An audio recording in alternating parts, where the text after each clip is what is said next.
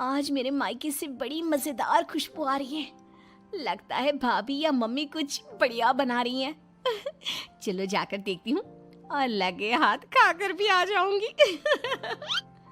मायरा घर से बाहर निकलने ही वाली होती है कि पीछे से उसकी सास आ जाती है। ओ मैडम, कहाँ निकली आपकी सवारी? हैं? माँ जी, दरअसल वो ना आज मायके में भाभी को थोड़ा सा पेट दर्द हो गया है। बस वही तो, एक अच्छी ननद होने का फर्ज निभाते हुए उनका हाल चाल पूछने जा रही हूँ मैं। कोई जरूरत नहीं है। रोज तेरे मायके में किसी न किसी की तबीयत खराब हो ही जाती है और रोज तू फुदक के चली जाती है। हमारी ही अकल पर पत्थर पड़े थे जो पड़ोस की लड़की को ही बहू बना लिया। अब आपका मायका 100 किलोमीटर दूर है, उसमें मेरा क्या कसूर? आपका खाना बना दिया है, आटा भी गूंद दिया है, गर्मा गर्म फुल्की बनाकर खा लेना ना आप।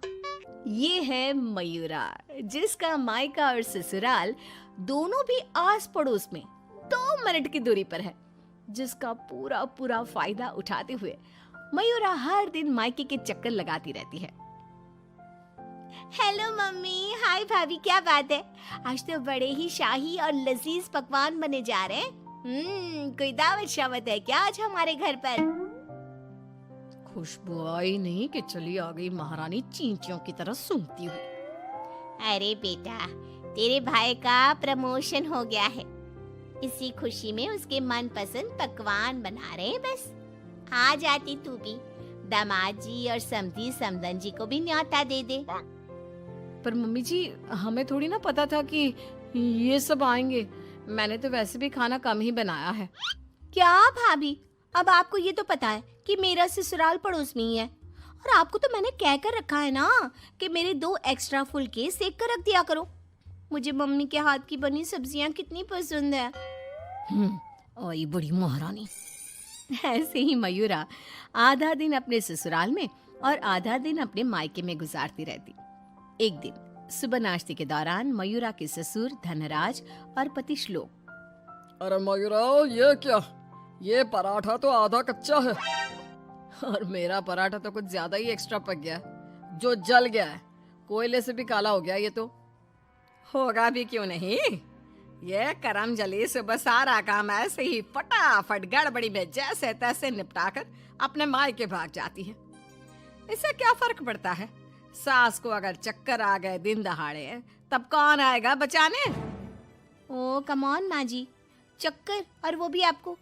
दिन भर आप हर आधे घंटे में कुछ न कुछ खाती रहती हो और फिर भी मुझे ताने कस रही हो। Very bad. तो तू कौन सी गुड है, हैं? आई बड़ी। वहाँ मायके के घर में वंदना अपने पति यानी मयूरा के भाई गोपाल से कहती है, गोपाल, तुम ना तुम्हारी प्यारी बहन को समझा कर रखो।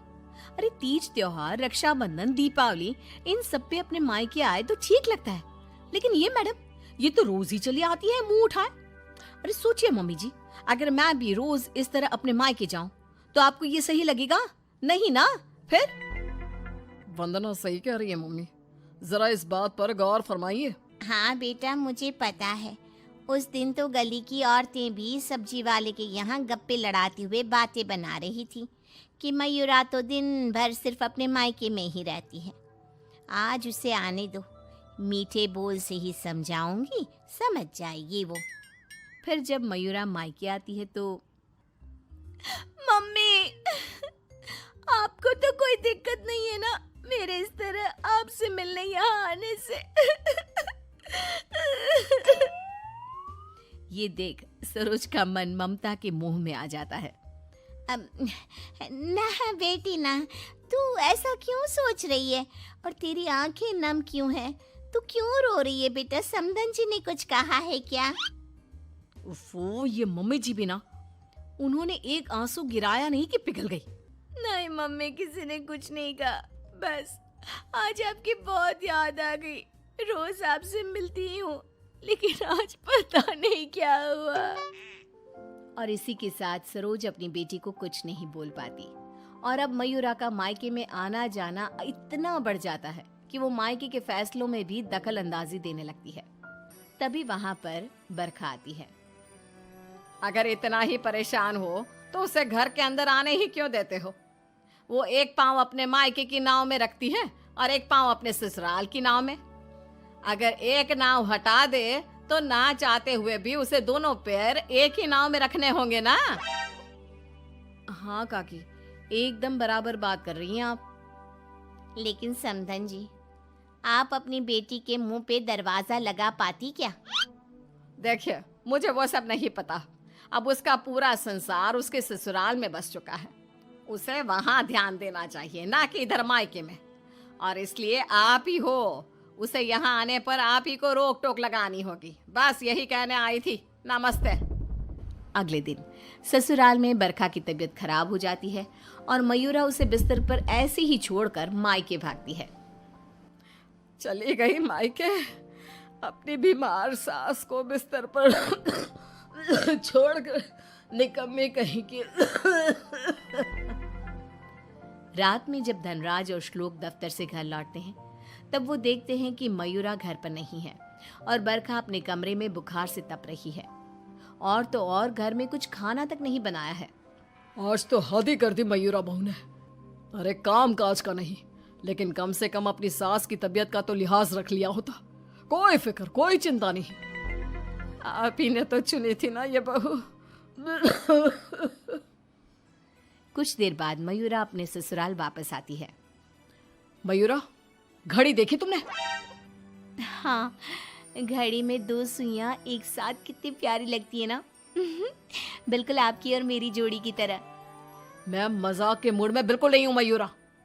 तुम्हारा ये मायके से ससुराल, ससुराल से मायके घूमने का तमाशा बहुत हो गया। ये सब कब खत्म होगा? तुम्हें अंदाजा भी है, माँ अंदर 103 बुखार से तप रही है और तुम सुबह से अपने मायके में हो। बहू, अच्छा होगा कि तुम मायके जाना कम कर दो, वरना कहीं ऐसा ना हो कि एक दिन दोनों तरफ की रिश्तों की डोर टूट जाए और तुम बीच में ही लटकी रह जाओ। जी पापा जी, आप टेंशन मत लो। मैं मायके जाना तो नहीं छोड़ सकती, लेकिन मैं अपना बहु धर्म अब अच्छे से निभाऊंगी। मैं रोज माँ जी का एकदम हल्की नाजुक पत्ती की तरह ख्याल रखूंगी और आप लोगों को शिकायत का मौका भी नहीं दूंगी। पर मयूरा तो आखिर मयूरा है, इतनी जल्दी कैसे उसे किसी की बात समझ में आ जाती? ये तो उसकी डिक्शनरी में था ही नहीं। पहले वो बिना कोई काम किए मायके चली जाती थी और अब कभी कुकर को गैस पर रखकर तो कभी कपड़ों को आधे में धोता छोड़कर मायके चली जाती। उसकी इन हरकतों से ससुराल और मायके वालों को तो पहले से ही परेशानी थी। अब तो आस-पास की औरतों के लिए भी मयूरा अच्छी खासी शाम की चाय की गॉसिप बन गई थी। अरे वो सरोज बहन की बिटिया मयूरा, कभी इस डाली तो कभी उस डाली फुदकती रहती है। मुझे तो दिन भर अपनी खिड़की से उसका ये सर्कस देखने में बहुत मजा आता है। अरे मैंने तो सुना है उसकी भाभी वंदना अपनी ननद को एक आंख पसंद नहीं करती। दरअसल मेरी बहू काजल और वंदना ना सहेलियां हैं, इसीलिए पता चला। पर मानना पड़ेगा सरोज को, बहुत अच्छे गुण दिए हैं उसने अपनी बेटी को। तभी वहां से गुजर रही सरोज सभी औरतों की बातों को कान लगाकर सुन लेती है और रुककर उन्हें चिल्लाते हुए कहती है, क्यों रे कलम मुइयों, तुम लोगों को क्या अपनी घर गृहस्थी नहीं है जो रोज शाम को हमारी गृहस्थी की चर्चा लेकर बैठ जाती हो? हैं? बेवकूफ औरतें, पहले खुद के घर में ठीक से देख लो, फिर दूसरे के घरों में झांको। क्यों सल्ला बहन, आपका बेटा तो रोज रात को नशे में धुत लुढ़कता हुआ घर वापस आता है ना? हमने कभी कुछ बोला? और जानकी बहन, आपकी बेटी का इस महीने का 5वां बॉयफ्रेंड उसे रोज गली के कोने पर छोड़ने आता है, लेकिन हमने तो कोई बात नहीं बनाई। इतना बोलकर सरोज वहां से चली जाती है, लेकिन अब पानी सर के ऊपर जा चुका था और थक हार कर परेशान होकर दोनों परिवार वाले आपस में एक साथ मिलकर मयूरा के बारे में बात करते हैं। श्लोक, हमने बहुत बार कोशिश की कि हम मयूरा को रोके मायके आने से, लेकिन वो इतनी ढीठ है कि हमारी बातों को कान के पीछे ही डाले जा रही है।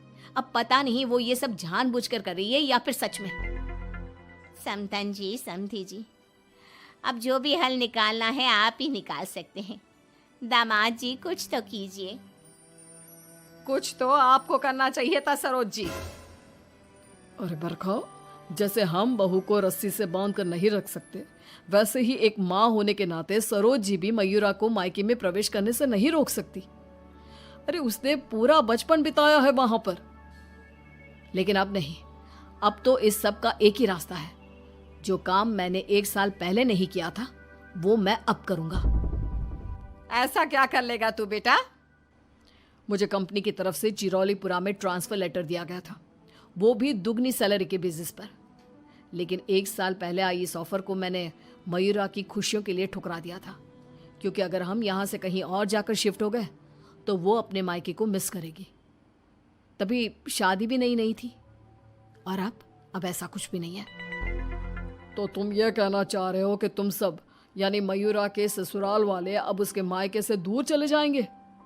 जी हाँ, मैं इस ऑफर को अभी भी एक्सेप्ट कर सकता हूँ और फिर हम सब यहाँ से चले जाएंगे। अब हम और कर भी क्या सकते हैं?